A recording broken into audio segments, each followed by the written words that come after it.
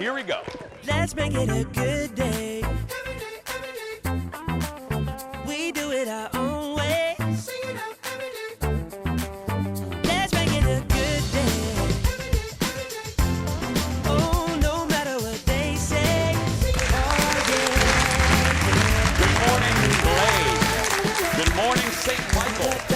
Good morning, Hudson, Wisconsin. And good morning to you. Welcome to the Jason Show. I'm Jason. Please say hello to my sidekick sister from another mister and Carol's House of Cockatoos Employee of the Month, Kendall Mark. Hello. Good morning. Good morning. How are you, my lovely? I'm lovely. It's a Wednesday. You do. You look fantastic. Thanks.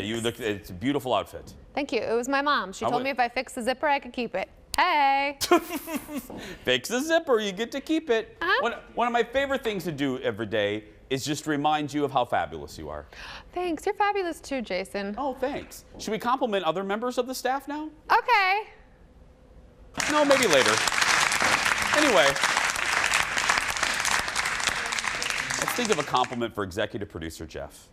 He has very nice Sweaters. shoelaces. There we go. There's a compliment. Oh, here. Speaking of executive producer Jeff, he's very, very busy for all of you because we have a special show coming up, all kidding aside. On Monday, put up the graphic, the fancy graphic there, Leo. There we are, Kendall. We're going to be doing a special Jason Show live from the brand new Dayton's Project in downtown Minneapolis as they celebrate their. And look at me holding, I don't know what I'm holding there. I'm like holding some peanuts or something between my fingers. But anyway. I am too. Yeah, I'm milking a very small cow. It's this coming Monday, live at 10 a.m. Central. You can actually be there. Come inside, Dayton's, it'll be open, or you can look at us through the windows. That would be a little creepy, but you can still do it. Again, it's right there on Nicollet Mall in the brand new Dayton's Project. We're heading down there right after the show today to shoot a couple things. I'm very excited. Me too. Very excited for this. I think a lot of people who grew up around here or who have been around here during the holidays really missed Means a lot. Dayton's. So it's exciting. I want them to bring back the Holidazzle Parade, which was like the electrical parade at Disney. You know, I miss the and I never thought I would say that because after a while I thought it was like I was getting a little long in the tooth. But I just miss those big event, you know, those programmed things in the downtowns, you know? Yeah, I used to go with my friend Kendall every year. I'm not speaking in third person. And her mom always called it the Holly-dazzle. The Holly-dazzle? The Holly-dazzle. That's what, we have a person that works here that actually calls it that, the Holly-dazzle. It's fun. It's very fun, yeah. We had and we want you to weigh in here. We do a thing called the Jason Show Before the Show on Facebook. You can go watch today's episode. It's our pre-show meeting. And we had a question that came up that I want to hear from you guys. Is Adam Driver traditionally attractive? That was so left field. I know. Have you watched this show? This is just nothing but non sequiturs on the Jason Show. But we had an argument. There were we threw fists. There were slapping. Is Adam Driver attractive? I said yes. You said no. No, I said fitty. No. He's absolutely. We have a story. It's in today's show, right, Jeff, about Adam Driver? I say that because earlier, about 20 minutes ago, I teased this show during the show that's before us called Good Day, and I teased something that was in yesterday's show. He did. It was Dionne Warwick. Yeah. You know why? Because I did it on today's radio show, and I'm old. Yesterday's the memory's news. Going. Oh well. Let's get started, everybody. Roll it, Leo. It's time for the hot dish. Here we go. Oh, I don't want my screen today. Oh, well, I'll do this. I'll eat with my hands like some sort of animal. First up, this trailer stopped the internet last night. Spidey is back, and he's turning to Doctor Strange for help. Are you ready? Because here's a little bit of the brand new trailer, my fellow nerds, for Spider-Man: No Way Home. I'm sorry, what was your name again? Dr. Otto Octavius. Wait, no, seriously, what's your actual name? There are others out there. We need to send them back. So, Scooby-Doo this crap. You know, all this is kind of your mess. I know a couple of magic words myself, starting with the word please. Please, Scooby-Doo this crap.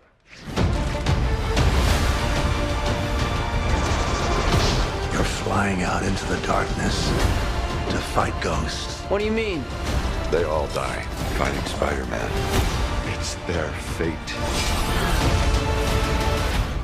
I'm sorry, kid.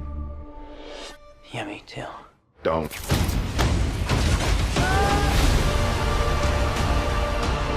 Look, there has to be another way. There isn't.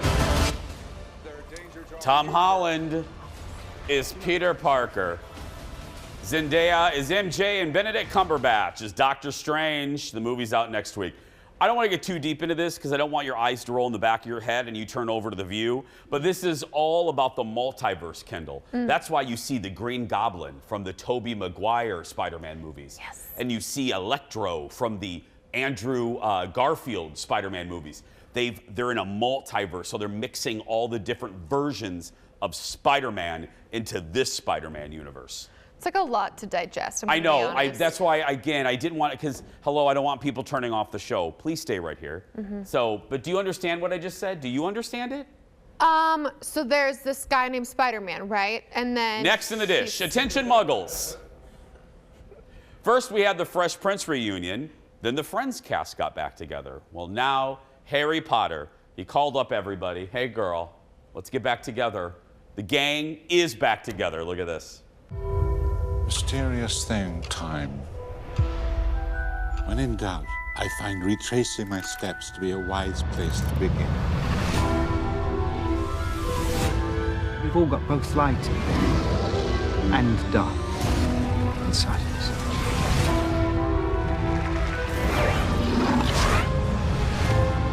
What matters is the part we choose to act on. That's who we really are. So good. So HBO Max is going to air right there. You see the logo. Harry Potter 20th anniversary return to Hogwarts. So Daniel Radcliffe, Emma Watson, Rupert Grint, Christopher Columbus, not that one, the director, and many more. Christopher Columbus is in this. He's the director of the first two. Anyway, we'll join a lot of the other cast members for the epic event. Basically, everybody involved in the Harry Potter movies except J.K. Rowling. Whoops. It will drop on HBO Max January 1st. Yeah. A little problematic, that J.K. She keeps wading into controversial topics. I know.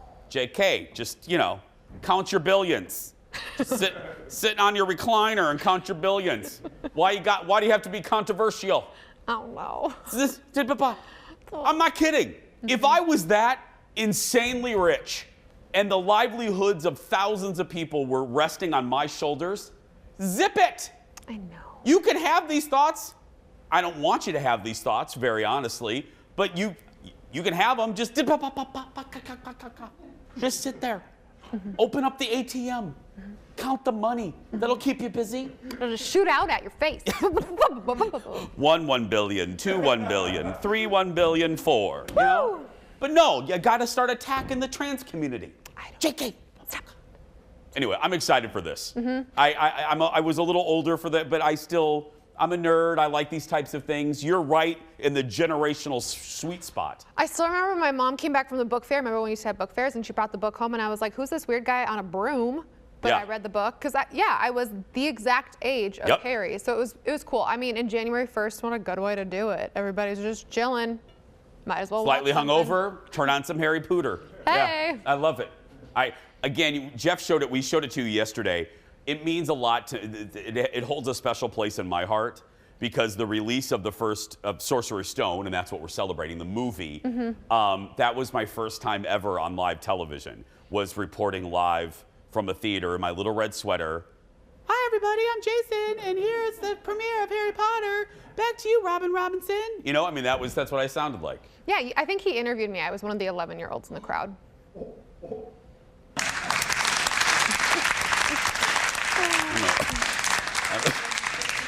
I don't know. Can we check the tape? I think I was nice to her at the beginning of the show. Tyler, was I nice to her? I complimented her. And now she's doing age jokes. No, I was just being truthful. Call Mim after the show. Next in the dish. Hey, y'all, Brit is free. And she can finally do some things that she's been waiting more than a decade for. You know, big things, big moments. On Instagram, she talked about what she's excited to do.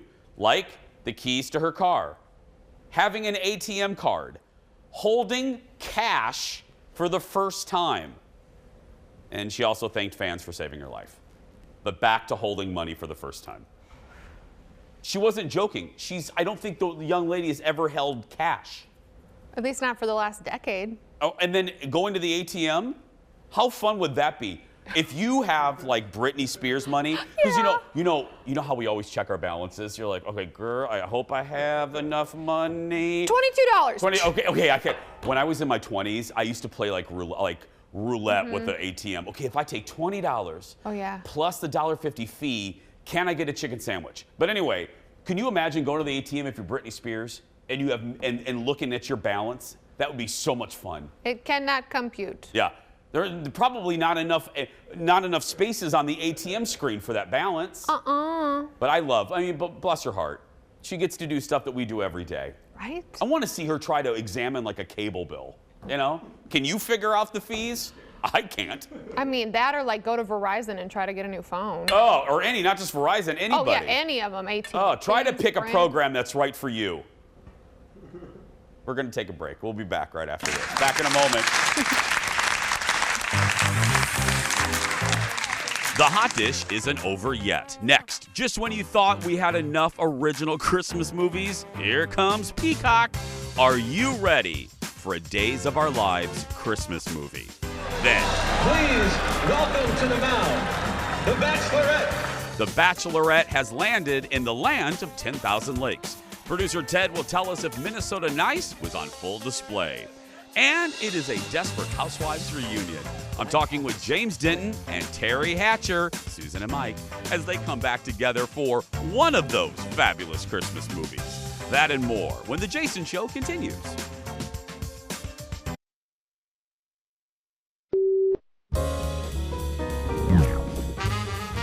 Can you tell me, Jessica, why is your pet better than me?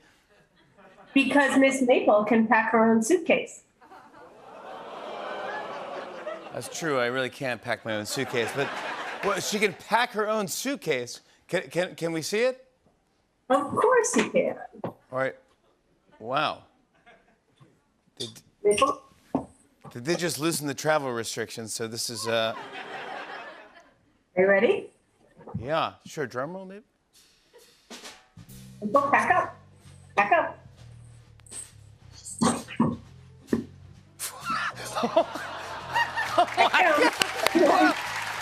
What? You can chug a non-alcoholic beer in 30 seconds? I'd love to see this. Can we Can we get 30 seconds on the clock? Roots? Drink. Whenever you're ready. Go for it. Yeah, go for it, buddy. Yeah, they love it. Yeah, the party animal. Oh, my God. Oh, my God. Wow, Jimmy's brave. Wait till the emails start rolling in, Jimmy.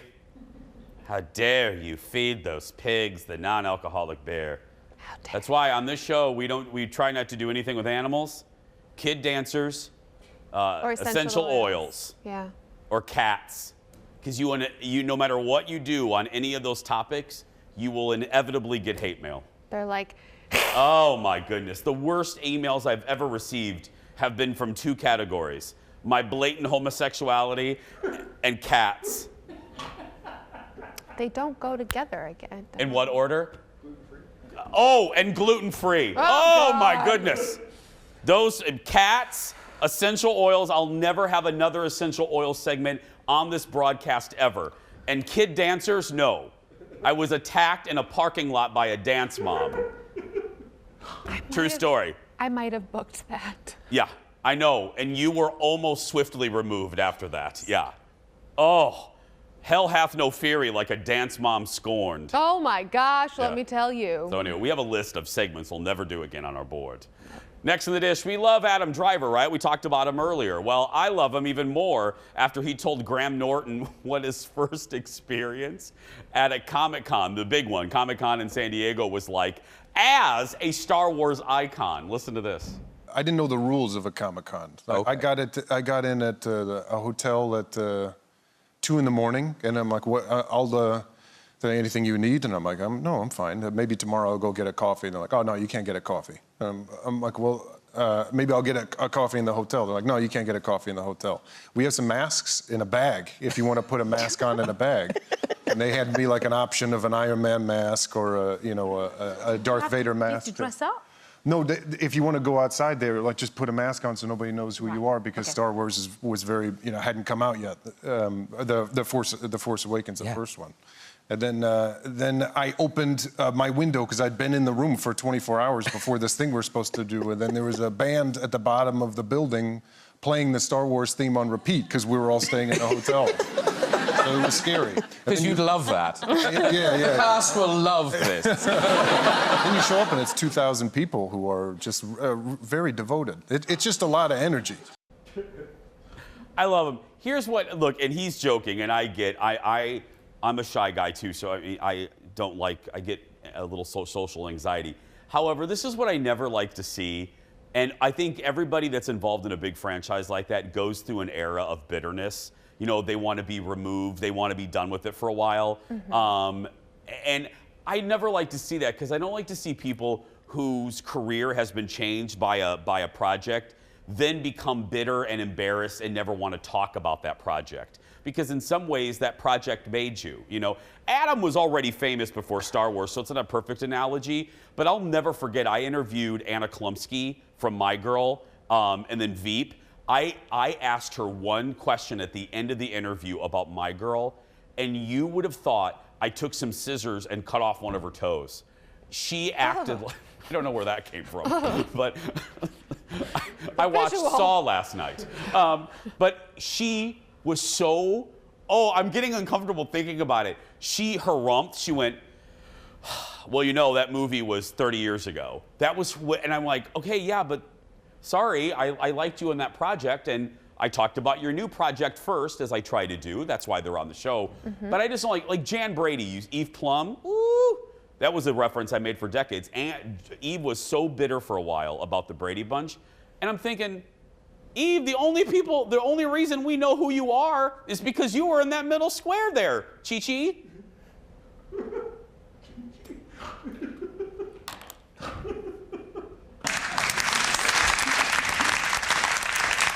Would we know who Eve Plum was or is without her being? No. Who? And then you're all bitter about it? Sorry. Who? Yeah. Next in the dish. Like sands through the hourglass, so are the production of Christmas movies. Huh? And now, Days of Our Lives is getting in on the action. The soap is ready to crank up the drama for the holidays. Days of Our Lives, A Very Salem Christmas is coming soon to Peacock. Yeah.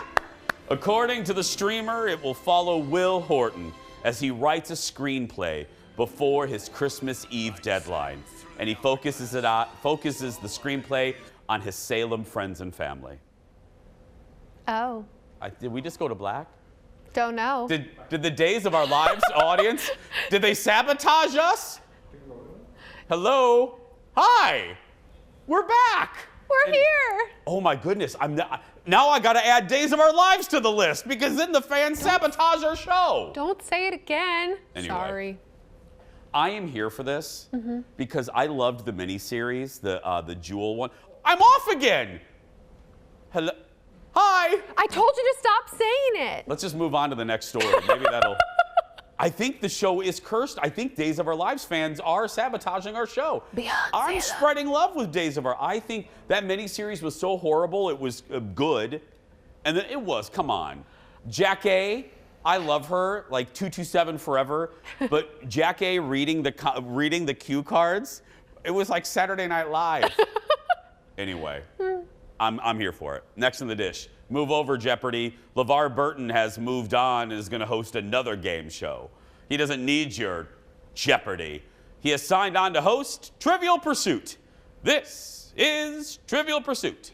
The show is currently in development and isn't attached to a network yet. I think it's actually Eon TV, not Eon, but I think it's actually to a cable network. LeVar was a popular fan choice to take over for Alex Trebek, but they passed him over.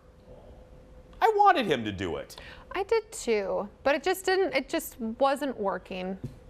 Like a few things Just like our today. cameras. Yes. Just wasn't working. I remember Trivial Pursuit in the 80s was giant. When that game first came on to the market, it was a phenomenon. I mean, it was probably in my memory it was like an Uno. It was like everybody had it, every family wanted to play it, and there was already a game show version in like 93, 94 hosted by Wink Martindale, and that didn't last long. You know who Wink Martindale is? No, but that's a great name. Well, yeah, he's a famous game show host. Oh. He amongst other, he hosted Tic Tac Doe. Oh, that was such a good show. You ever heard of Tic Tac Doe? No, all I know is a Trivial Pursuit. When I play, like, you know, when you go to a bar and they have them, like the old cards. Yeah. It's like the worst thing. I can never answer a single one. But when they do it in the new updated version for all of us dummies, I can do it every time. Here we go. Tic Tac Doe had the best theme song ever. I'm gonna play it here. Here we go. Ready?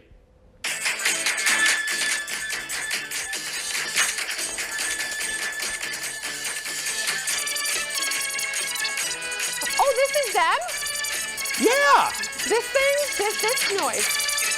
This is not noise. This is the best game show theme song ever. To be clear, this is noise, but. Yeah. Oh, that's so good. Now that's when theme songs were good. What are you trying to say? We have a good theme song too. I'm just saying, yeah.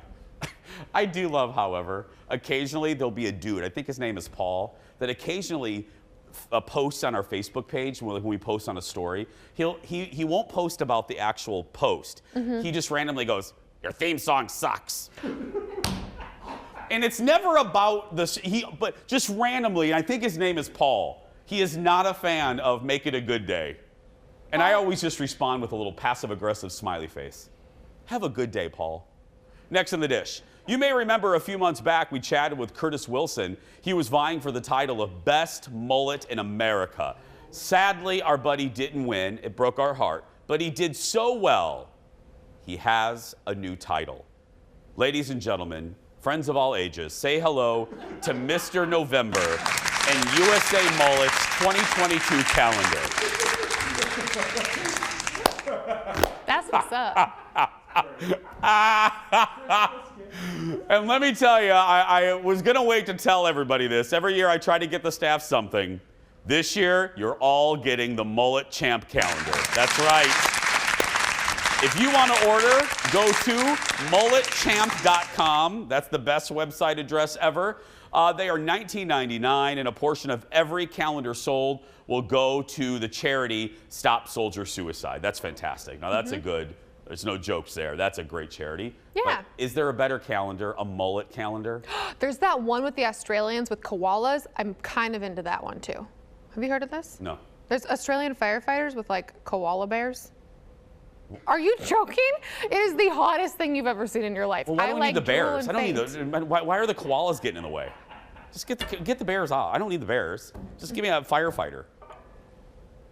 You gonna get that for me for Christmas? I will work on it. I'll put a koala right on the wall. I don't know. Again, hashtag I don't need the bears. We'll be right back, everybody. Back in a moment. Stay with us.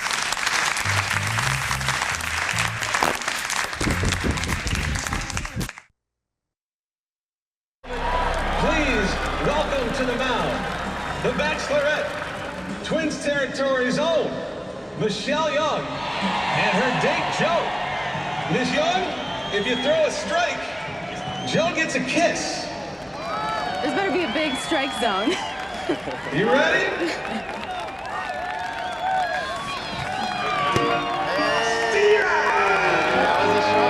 You know what that means?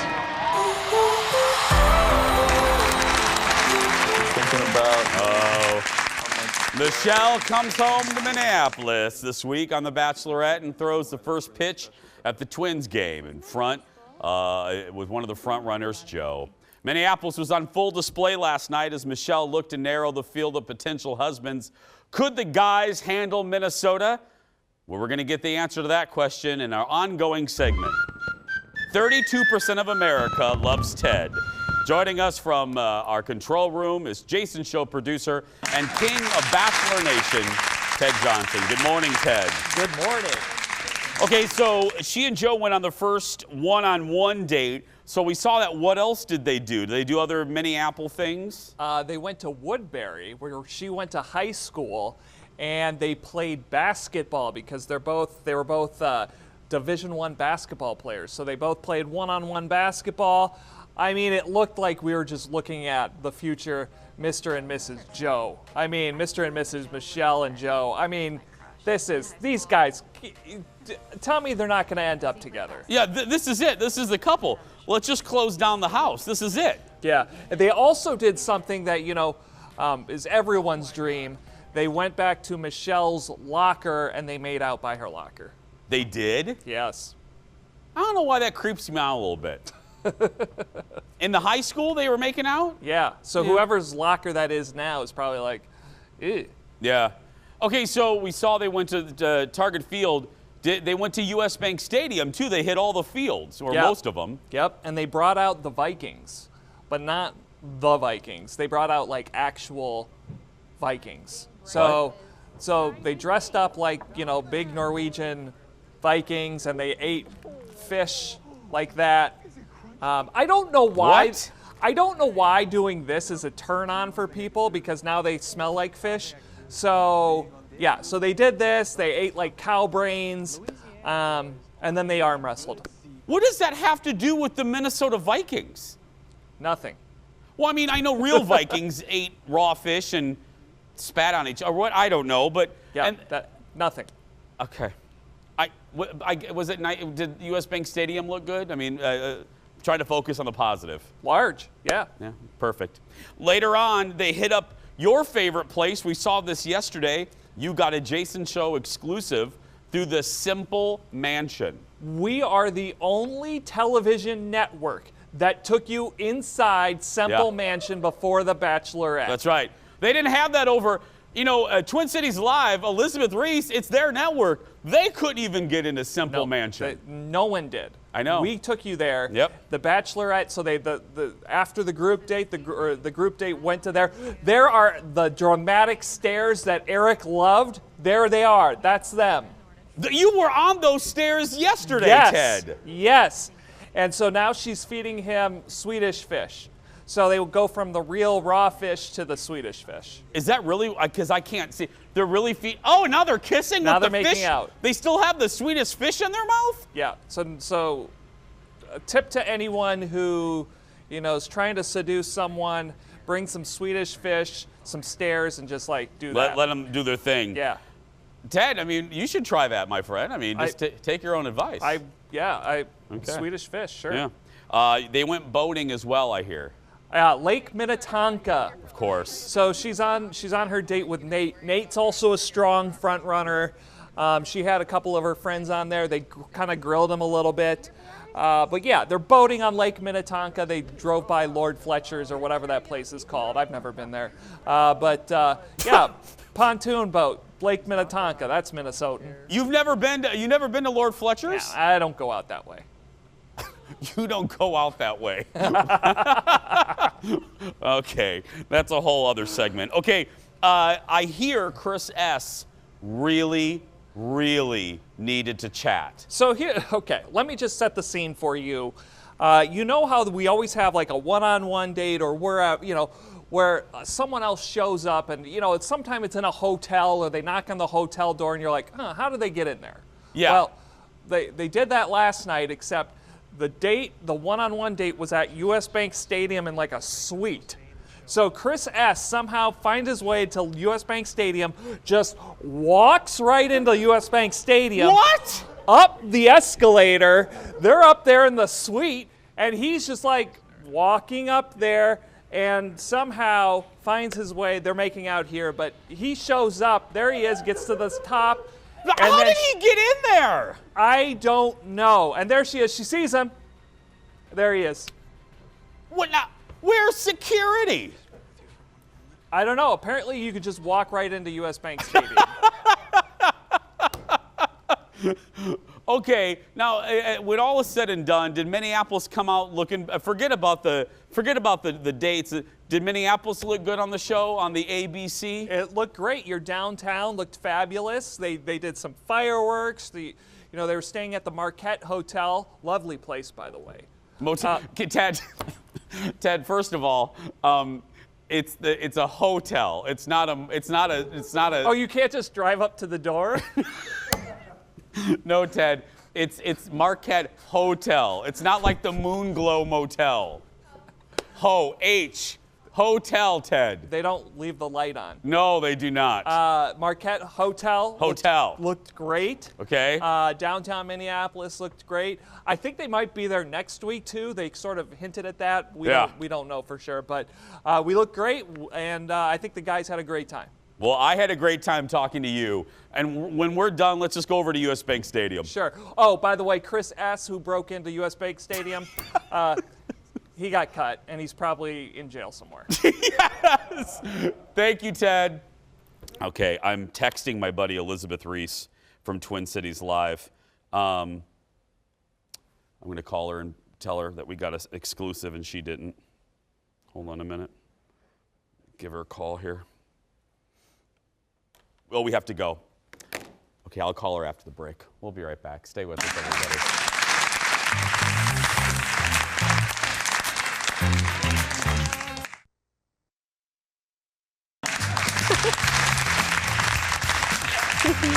Welcome back. So this is one of the best parts of the job. We get a lot of great mail from all of you here at the show, and every once in a while, a letter or comment is so good it needs to be shared, and that means it's time to open up the Jason Show mailbag. You've got mail. We do. A lot of you commented on my Christmas decorations. I gave you a tour of my house earlier this week. Melanie asked, maybe interior designer could be your next job. Nope, I'm good, but thank you. That's really nice of you. Yeah, here's our condo after Martha Stewart came in and decorated everything. I will tell you, this is my favorite year. I was really proud of how it looks. Again, good tip, gift wrap all of your framed artwork. Here's a look at, anyway, that's how it is. And you want to see more of it, you can see that on my Instagram. Next up is Peggy. Hi, Peggy. Where did you get your dining room table and chairs that was featured in that story? Well, here it is. I will tell you, the chairs are Target. I got a really good deal on those chairs. Again, you don't have to spend a lot of money to make things look fancy, and that table is from the Room and Board Outlet. Again, I saved a lot of money buying from the outlet on that table. Paul is next. Hey, Jason, I think we have met. Did you work at Red Lobster in Bloomington? I think I went to your house for Christmas. I don't know. I never worked at the Bloomington Claw. I worked proudly at the Roseville Red Lobster. Oh. Yeah, but Paul, I don't know. Maybe. I had a lot of parties back in the day, so Paul might have been to my house. Happen. Yeah. I was single back then. Anyway, next up is Laura. I just saw the segment of producer Ted at a mansion where they filmed The Bachelorette. He left a giant nose smudge on the glasses before entering. I couldn't stop laughing. Ted needs more powder or something. Basically, Laura is calling Ted greasy. And Laura is absolutely right. Look at the smudge. Look at that. Ted, one word, blotting. We can confirm he did leave a giant nose smudge right there on the window, and according to our sources, the employees pointed that out to Ted at the time. Way to go, Ted. And that, ladies and gentlemen, is the Jason Show mailbag. We'll be right back. Back in a moment. Ted is dirty. Okay, just remember, I told you this was going to make you question my sanity. Oh, I'm counting on it. I have this problem that I have to solve, but I need somebody to talk with, somebody that I trust. You. We don't know each other. About that. I'm not the Ethan Holt that you think I am. Like, it's a long story, but it all started just a few days ago when I met Santa in a train station. A reunion, more than 9 years in the making. Desperate Housewives stars James Ditton and Terry Hatcher are back in a brand new Hallmark Channel Christmas movie. Welcome back to the show. This is the first time the two have reunited on screen since their show ended. I got a chance to talk to them both about returning to TV, the new movie, and why Terry was naked the first time they met on set. Look at this. So I was wondering, you guys, in the dressing room, I was like, I wonder, as good of an actor as actors you both are, does the spirit of Mike and Susan sometimes inhabit you? Like, you know, you guys had a rhythm together for 8 seasons. Do you sometimes in the making of this movie, you're saying a line and like Susan enters you and Mike enters you and you're like, wait a minute, different rhythm. See, I'm just hearing, and the spirit compels you. I know. I didn't mean to turn this into an Exorcist reference. I told Terry that Jason's going to be our best interview because he's going to get right to it. And that happened. She's a better actor. It didn't happen to her, but I did. I fought like Mike Delfino because I was so used to an energy when I act with Terry and this comfort level and the chemistry. And I really had to fight going back to that same guy because this character is very different. Come on, Jay. Great job. You're being very humble. You're a great actor too. Terry, let me tell the folks, you know, the general line for folks that don't know the premise of this. Tell us the through line of the movie. Okay. Even though he's the producer. She's better at this. Okay, I'll do it. All right. So basically, it's a little bit of It's a Wonderful Life. You've got a guy who is dissatisfied with his life, and he makes a wish that he wishes things would be different, and Santa magically makes that happen. And so he ends up in this alternative world, and very quickly realizes it's not what he thought it was going to be, and needs to get back to his real life. And he has to enlist my help in that alternative world. Where she hates me. Where I don't like him. I'm his adversary. He has to convince me to help him. And ultimately, that's most of the movie is spent there into the end of whether he gets back to his family or not, which I won't tell you. And that was one of the tricks from my side of it as being a producer, was finding an actress who could play 2 roles that I was that comfortable with. And so I knew if we could get Terry, we had a movie. And I told him, I said, if we don't get Terry, we're going to do something else. So when she said yes, I was thrilled because she plays 2 very different characters. Yeah. Well, was that fun? I mean, I was just going to ask because as Terry said, for folks that don't know, James is he's the boss. He's the executive producer. You had Terry in mind. So Terry, was it fun doing these two characters? Because I mean, unless you did it somewhere else, I don't think you've ever played 2 characters in one project. Was that a fun challenge for you? Oh, it was. I mean, but I don't know if I really thought about that. I mean, it's sweet of you to kind of make that delineate. I guess it's when I did look at some of the dailies and when I was seeing some of the movie come together, it is true. There really are kind of 2 different versions of this character. And I do love both. One is just that very heartfelt mom, and then one is this very aggressive and strong woman who's going to do the right thing. And it was fun to play both. One is more glamorous, one is more played down. It was fun, but it was all part of the story. Like, I don't think about myself individually. It's kind of about how does it feed the piece, and how do we make the whole story come together? And that to me is really the magic of being a part of a movie like this, is how do you make the whole story come together? James, we have under a minute left. I'm going to give you the last one. Take us to the first day on the set. Desperate ended in 2012. Terry walks onto the set the first day. Take us there. What was that like? Okay, I'm going to let her tell you about when we first saw each other for the first time since I was a ghost in her yard. Yeah. Okay, so the first time we saw each other was actually in wardrobe. I had a mask on. And that was about it. And I heard his voice go by the hallway, and I nearly forgot to put on clothes before I ran out into the hallway to be like, oh my God, there you are. So I threw on a robe and ran out. And our first seeing each other was we were both wearing masks with a big giant hug that we never let go of in the hallway of the wardrobe department. Yeah. So much like I left her naked in the bushes, I found her 10 years later. James, I was just going to say, it's like serendipity. You guys, Terry was basically naked in a bush at Desperate Housewives, and now you're saying, love her. Yeah. Hey, I got to say before we go, we have about 30. Terry, you know what a nice guy and a great guy James is. I'm going to spend 30 just giving him a compliment. people don't know this, but James was nice enough. My show's been on for 7 years, and Fox wanted to do a pilot. I needed a celeb to come in and do one of those fake interviews. James was busy, didn't need to do it, came in here, sat for a show that would never air, and 7 years later, I owe a lot to James. So everyone wondering, is James as nice as he seemed on Desperate before he tragically died? Spoiler alert for a 10-year-old show. Yes, he's that nice. So thank you, buddy. And by the way, I totally agree. And that's why when that person calls you to say, be in my movie, your answer is yes. Well, that's very sweet. But there's a reason you've been on. There's a reason you've been on for 7 years. So keep doing it. Congratulations. Thank you, buddy. Thanks, guys. Hey. Bye. Happy Jason. holidays. Yeah, it's the truth.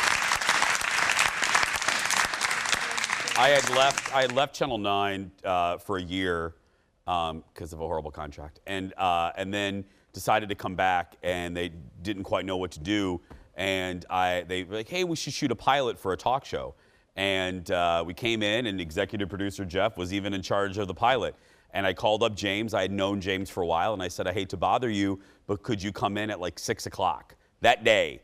And he did it, and then it was because of him and that we're sitting here right now. So thank you, James. He's a good guy.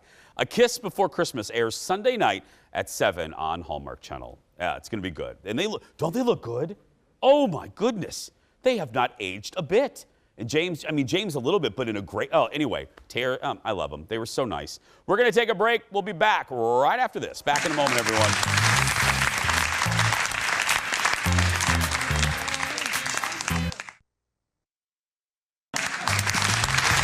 Welcome back, my friends.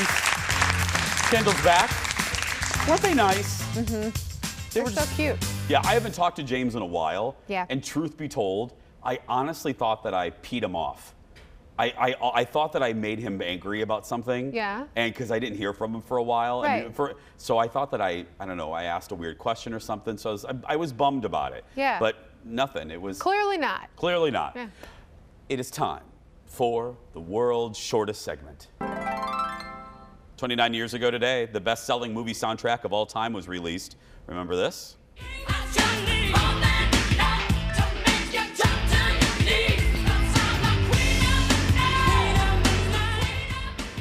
Executive producer Jeff's ringtone. That's Queen of the Night from the Bodyguard soundtrack, which also featured Whitney Houston's I Will Always Love You, and of course, I'm Every Woman. Hello. It remains the best-selling soundtrack of all time with 45 million copies sold. One of the best, still the best. We'll be right back. Stay with us, everyone. Do you have that soundtrack?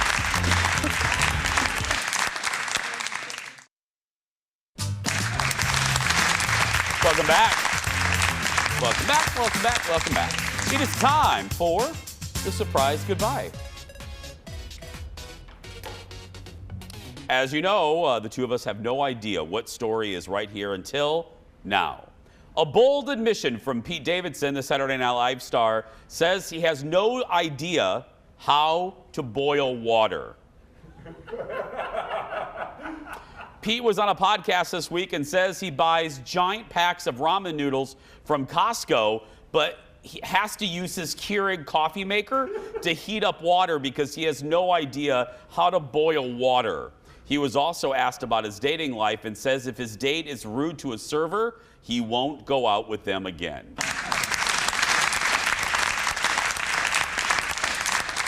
I'm sorry. What? He doesn't know how to boil water. Did anyone explain it to him? I don't know. Now, I do like the fact, because I'm with him, if you're rude to a server, that speaks to me a lot about your character, so I shan't be hanging out with you again. He doesn't know how to boil water? I know, you're on that. I've moved on, but yes, that is frightening as well. Yeah, not as well. I like the other trait, but do you know how to boil water? You put water on the stove, and you heat the stove. Yeah, and then you wait. Well, I mean, and it boils. But, I mean, using a Keurig, that's ingenuity. I mean, that's a workaround. But it's not even boiling. I don't know. We'll ponder that. We'll Christian ponder that during this commercial. CP7. Tomorrow, does he still play for us? He doesn't. No. Oh my What's God, he doing Jason, now? he's done. He's Is he? gone. Oh, he's selling insurance. Okay. Tomorrow on the show, real leather is out, faux leather is in. Sarah Rogers returns with some of the latest fashion of faux leather. That's tomorrow. But right now, go out there and be yourself because nobody can tell you you're doing it wrong. Come on, Kendall, let's go boil some water. Come on, teach me.